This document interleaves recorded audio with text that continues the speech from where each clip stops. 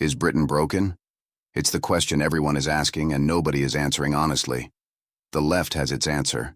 14 years of conservative austerity, underfunded public services, inequality left to compound.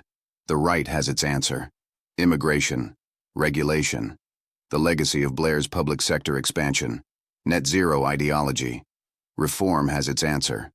The establishment betrayed the people. None of them are wrong about everything. None of them are honest about the full picture.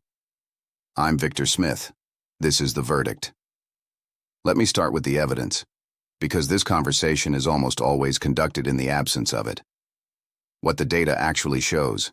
Between March 2008 and June 2023, the United Kingdom saw zero growth in real average weekly earnings. Zero. In the same period, France and Germany recorded real wage growth of 10% or more. Among Britain's larger peers, only Italy, a country widely regarded as the paradigm case of managed economic decline, performed worse. Productivity has grown at half the rate of comparable advanced economies over 15 years. The average British worker has lost $10,700 a year in pay they would have received had Britain matched its peers. 9 million people who entered the workforce in the last decade and a half have never experienced a sustained pay rise. They don't know what one feels like. The living standards gap between Britain and comparable European countries is now $8,300 per year per person. Poor British households are $4,300 worse off annually than their French and German counterparts. Regional inequality in the UK is large by international standards, spanning pay, productivity, education, health, and life expectancy. And the most important thing about those regional inequalities is their persistence. Most places that were struggling 20 years ago are still struggling today. The geography of disadvantage has not changed. It has hardened. Now here is what those numbers mean translated into human terms. A 25-year-old who entered the workforce in 2011 has experienced 15 years of real wage stagnation. They cannot afford to buy a house in the city where they work. They wait months for an NHS appointment. Their local council has had its budget cut by 40% in real terms over the same period. The library that served their community is closed. The youth club, the Sure Start Center. They look at their parents' generation, who bought houses on single salaries, retired on defined benefit pensions, received university education free of charge, and they do not recognize the country their parents describe. Is that broken? By any reasonable definition, yes. But here is where the honest analysis has to go further than the comfortable political narratives. The left's answer, and why its insufficient austerity, is real. The public investment cuts between 2010 and 2019 were severe, sustained, and had direct consequences for public service quality. The NHS maintenance backlog has more than doubled in real terms over the last decade, from $6.7 billion in 2014-15 to $15.9 billion in 2024-25. That is not a political claim. That is a building surveyor's report on a country that stopped maintaining its own infrastructure. But austerity is not the root cause of Britain's economic underperformance. It accelerated and deepened a trend that was already established. Real wage stagnation, productivity weakness, regional inequality. These predate 2010. They were present under Blair and Brown, who presided over an economy that looked dynamic because it was inflating an asset bubble and calling it growth. The left's narrative, that everything was fine until 2010, is not supported by the evidence. The right's answer, and why its insufficient immigration as an economic drag does not survive contact with the data. The periods of highest immigration into Britain correlate with the periods of strongest economic performance. The labor market has not been broken by immigration. It has been broken by the failure to invest in the skills, infrastructure, and institutions that would make the native workforce more productive alongside it. The regulatory burden argument has more substance. Britain does have genuine planning and regulatory constraints that suppress investment and house building. But deregulation without complementary investment produces exactly the conditions that created the 2008 financial crisis. The answer is not less regulation. It is smarter regulation combined with active industrial strategy of the kind that Britain has consistently failed to maintain. The honest diagnosis, the one that implicates everyone. The primary cause of Britain's economic malaise is financialization, the process by which the financial sector grew to dominate the economy, broke the link between corporate profits and productive investment, inflated asset prices and living costs, and hollowed out manufacturing and investment in research and development. Let me be precise about what this means and why it implicates every government since 1986. Thatcher deregulated finance with the Big Bang. This was genuinely transformative. London became the world's preeminent financial center. But the proceeds of that transformation flowed overwhelmingly to asset owners. The city boomed. Wages in the north stagnated. Manufacturing, which provides the broad base of productive employment that sustains working and middle-class living standards, was allowed to decline without replacement. Blair and Brown inherited this structure and chose to ride it.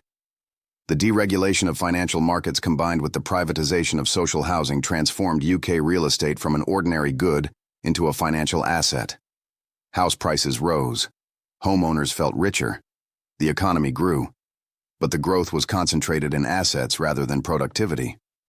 When the financial crisis came in 2008, it exposed the fragility of an economy built on credit and asset price inflation rather than productive investment. Cameron and Osborne's response to the crisis, cutting public investment rather than reforming the financial structure, reinforced the underlying problem. You cannot cut your way to productivity growth.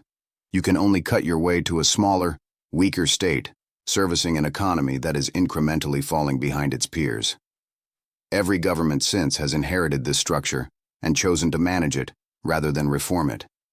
Because the people who support you need to win elections, homeowners, asset owners, financial sector workers, benefit from the current structure, and the people who bear its costs, renters, the young, the regional poor, are harder to mobilize politically.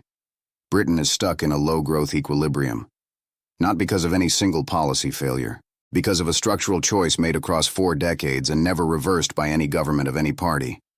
The NHS, the clearest symptom of the structural problem. The unspoken agreement between the NHS and UK residents was that despite rationing, regional differences and often aging premises, in the event of a medical emergency, an ambulance would arrive promptly, and high-quality care would be available without an insurance card. That agreement has been broken. Public satisfaction with the NHS is at record lows.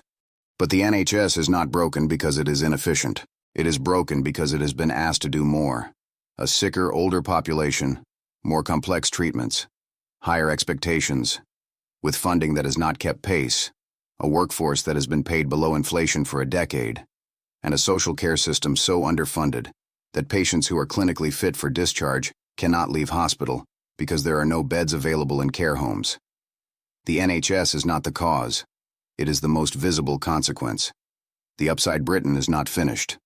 The foundations, the rule of law, property rights, world-class universities, the English language, London as a global city, a creative and entrepreneurial culture, remain genuinely strong.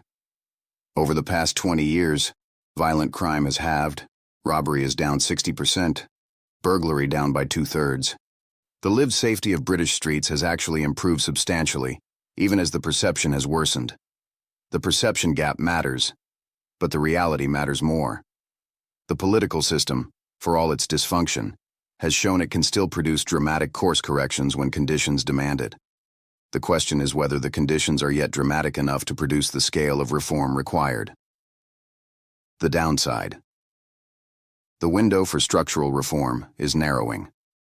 EY Item Club warns that the economic hit of the Iran war on the British economy could be the worst since COVID, with Deloitte predicting 250,000 British workers will lose their jobs by mid-2027, bringing unemployment to 5.8%. A country entering a potential recession with a broken public health system, a housing crisis, entrenched regional inequality, and a political system offering competing symptom management rather than structural reform, is a country whose problems compound rather than resolve.